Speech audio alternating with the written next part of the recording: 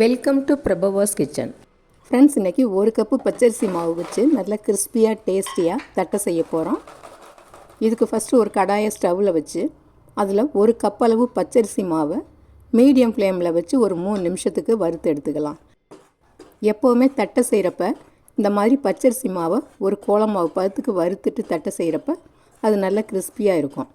இதுவே முறுக்கு ஓமப்படியெல்லாம் செஞ்சோம்னா அதுக்கு இந்த மாதிரி வறுக்கணும்னு அவசியம் கிடையாது. தட்டைக்கு மட்டும் கொஞ்சம் வறுத்து எடுத்துக்கலாம்.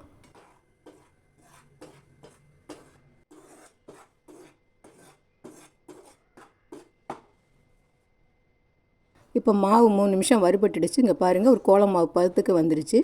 இப்போ ஸ்டவ்வை ஆஃப் பண்ணிவிட்டு இறக்கி வச்சிடலாம்.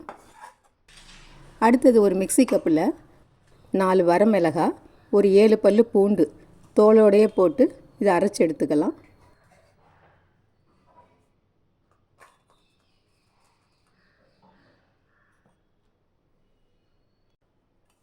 அரைச்சதை மாவில் சேர்த்துக்கலாம்.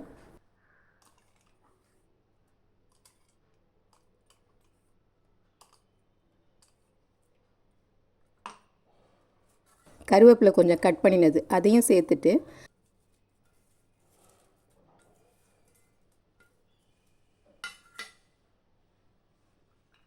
ரெண்டு ஸ்பூன் அளவு கடலைப்பருப்பு ஒரு அரை மணி நேரம் ஊற வச்சது.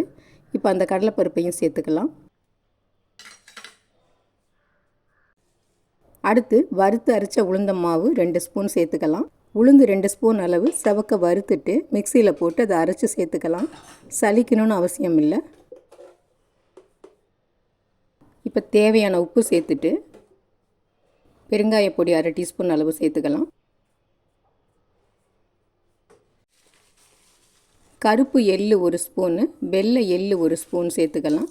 பார்க்குறதுக்கு நல்ல தட்டை பார்க்குறதுக்கு நல்ல கலர்ஃபுல்லாக இருக்கும்.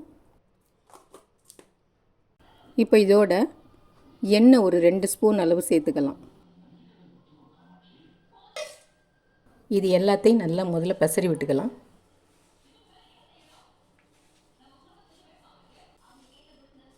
இப்போ இது எல்லாத்தையும் நல்லா பெசரி விட்டுட்டு அதுக்கப்புறம் தண்ணியை கொஞ்சம் லேசாக சுட வச்சு வெது வெதுப்பான தண்ணியை ஊற்றி மாவை பிசைஞ்சிக்கலாம். நம்ம பச்சை தண்ணியில் மாவை பிசைகிறத விட தண்ணி லேசாக சூடுபடுத்தி தேய்ச்சோம்னா தட்டை நல்ல பொறுப்பாக இருக்கும். இப்போ தண்ணியை லேசாக சூடுபடுத்தி அதைத்தான் ஊற்றுறேன்.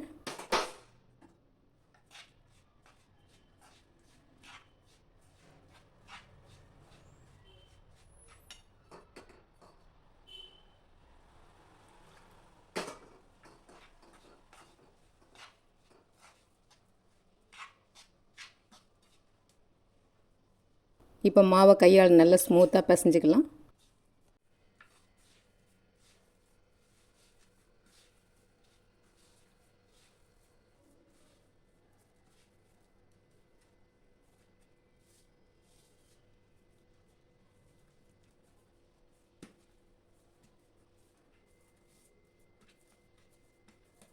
இப்போ தட்டைக்கு மாவு ரெடி ஆகிடுச்சு.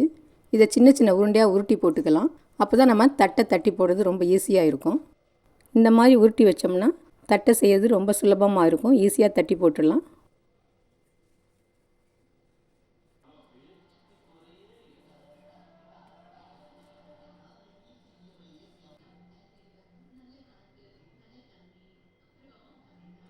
இப்போ எல்லா உருண்டையும் உருட்டியாச்சு.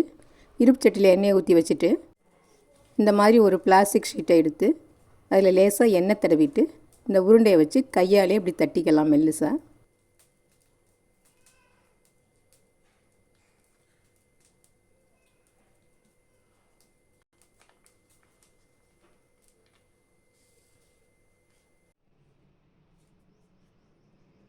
இப்போ இந்த மாதிரி ஒரு உருண்டையை வச்சு ஃபோல்டு பண்ணிவிட்டு ஒரு கிண்ணம் அல்லது டம்ளரால் இந்த மாதிரி அழுத்தி விட்டுக்கலாம்.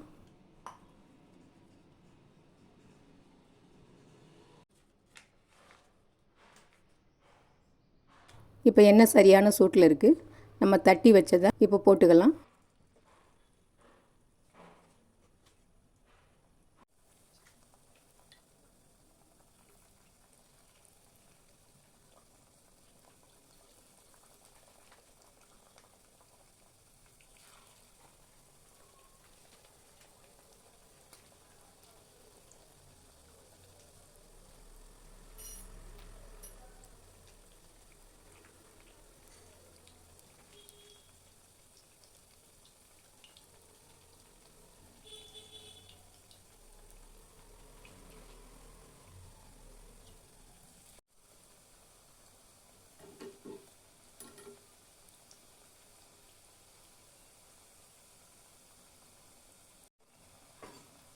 இப்போ ஒரு பக்கம் நல்லா வெந்துருச்சு, திருப்பி விட்டுக்கலாம். இப்போ இது நல்லா கரகரன்னு வந்ததுக்கப்புறம் எடுத்துடலாம்.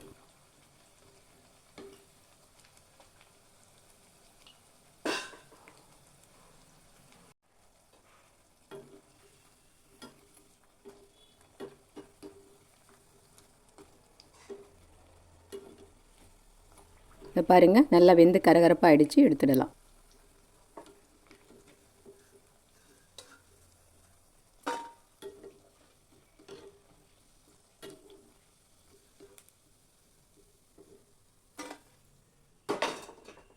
இப்போ மீதம் இருக்கிறது எல்லாத்தையும் இதே மாதிரி 4-5 தட்டி போட்டு பொரிச்சு எடுத்துக்கலாம்.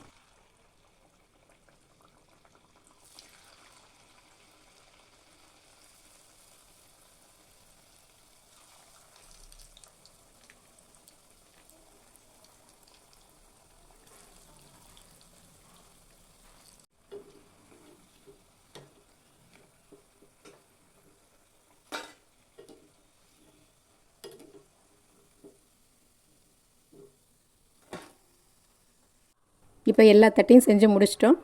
காரசாரமாக நல்ல கிறிஸ்பியாக தட்டை ரெடி ஆகிடுச்சு.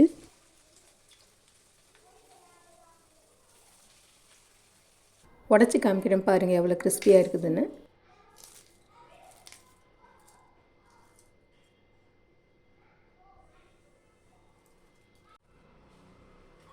ஒரு கப்பு மாவுக்கு எவ்வளோ வந்திருக்குதுன்னு பாருங்கள். செய்யறது ரொம்ப சுலபம். இந்த டிஷ்ஷு பிடிச்சிருந்ததுன்னா லைக் பண்ணுங்கள், ஷேர் பண்ணுங்கள், மறக்காமல் சப்ஸ்கிரைப் பண்ணுங்கள். நன்றி.